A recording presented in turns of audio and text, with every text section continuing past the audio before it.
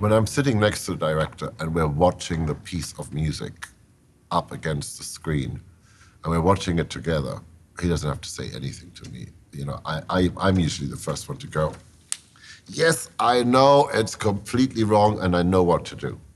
And what was interesting, for instance, when I was working on Batman Begins in the sort of collaboration between James Newton Howard, myself, and Chris Nolan, because I was watching, you know, sort of slightly out of body experience, or, you know, I was watching how tough it is on the director to actually go, and he knows how hard you worked on it. And he doesn't want to go and be rude about it or whatever, but if it doesn't work, it doesn't work. And it's very hard to have to look somebody in the eye and go, I know you sweated bullets over this thing, but it's just not working for me. It's tough. And so when it was the three of us, when it was James, Chris, and I, you know, if there was something that Chris didn't like about an approach, or if there was a better idea to be had or whatever, it was a conversation. He didn't have to just look me straight in the eye, because as I'm going, oh my God, what am I going to do? James was already coming up with, you know, hey, what about if we do this and try this? So the revisions are just about getting it to be better. And better isn't necessarily the quality of the music, but it's understanding what we're trying to say in this scene and just getting better at executing it.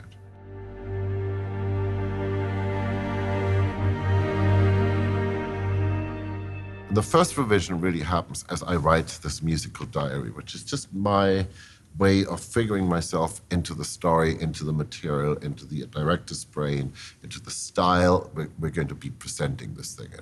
And it's really me learning the movie. So there is a revision process that goes on all the time, even though I don't go backwards. As I move forwards, I'm, you know, revising my aim. I mean, I'm getting more precise about what it is, you know, what the thing itself is that I'm trying to say. And music is indefensible in a funny way. I mean, one of the problems with music is it's indefensible. You cannot argue about music. You either like it or you don't. It either moves you or it doesn't. But so sometimes, you know, if it literally doesn't do anything for me, great, okay, chuck it out, start again.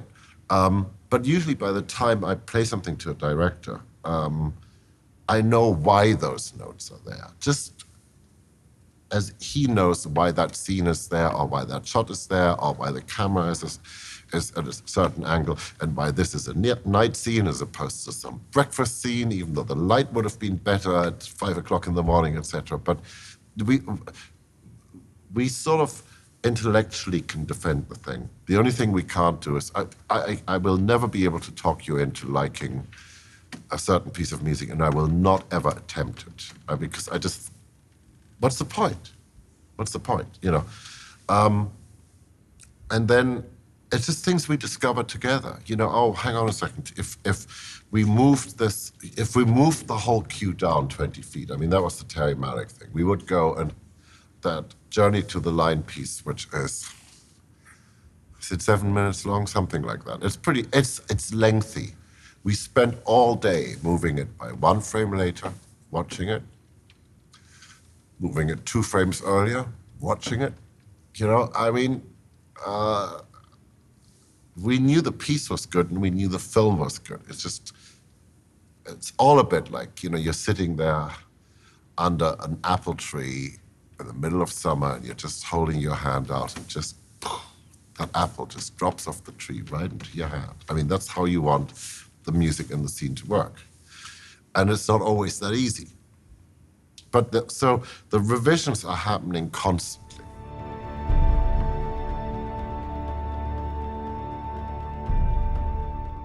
I can't remember what movie it was on, but I was secretly quite proud of a little tune I'd written. And I came outside my studio and Harry Gregson Williams was walking down the hallway and I said, hey, Harry, can I just play you something? Thinking, this, you know, showing off, right? Oh, this is where it always goes wrong. So play Harry this thing. And I'm going, what do you think? He goes, oh, Hans, Hansel, as he calls me, that is so not worthy of you, you know? And you go, okay, revision, you know? Might want to go and listen to somebody who has my best interest at heart. Seriously, it's look, you and me, we're having a bit of a chat here. You can ask me anything you want, and I will tell you anything. I will talk about anything.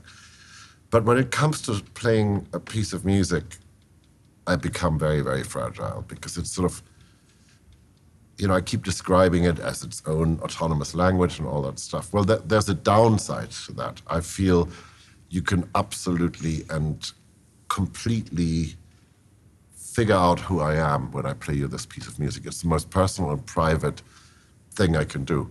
So before I unleash it on the director, and I never look at them when I play it to them for the first time, just in case there's like a shadow of disdain running across their face, I play it to my music editor.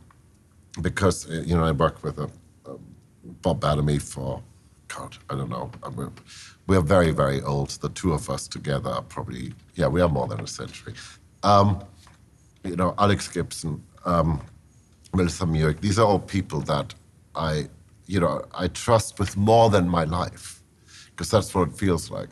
Because when you play that piece of music, like, you can't bullshit.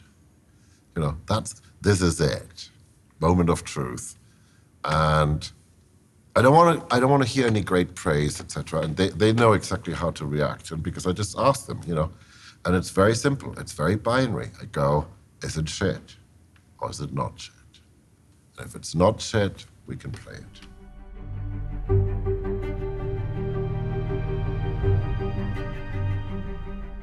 With the great directors I get to work with, they don't even go, oh yeah, no, this is good, or this is bad, or they instantly go into, okay, well, this is great, and you know, it triggers a whole set of conversation and ideas and where we can go and take it. Because of course I lie to them.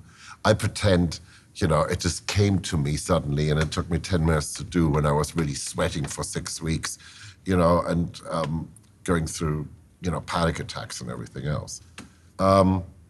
So they know, you know, they know I'm fragile, and they'll respect that.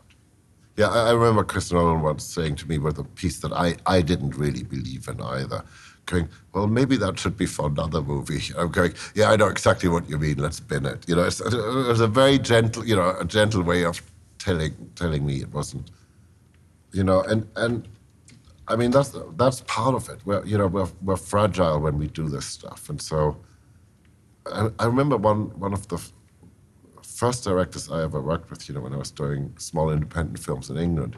He was just really rude to me all the time before I had even written anything. So I hadn't made a mistake yet. I finally said to him, you know, why are you being so grumpy all the time with me? And he goes, well, I just want you to know where you're at, that when I hear that piece of music and I say it's great, I really mean it, and I really tell you the truth. And really, honestly, that's what you want. I mean, I've had a situation where a director would tell me, oh, it's just marvelous, darling. It's just the best thing I've ever heard. It's just so great. It saved the line, I am not making this up, you saved my movie. Except, and then he started digging into it, and it carried on digging into it until we basically got to the truth, which was he preferred the temp. And temp was written by me, so it wasn't like, he wasn't even saying somebody else was better. He was being, in a peculiar way, more insulting by saying, I used to be good.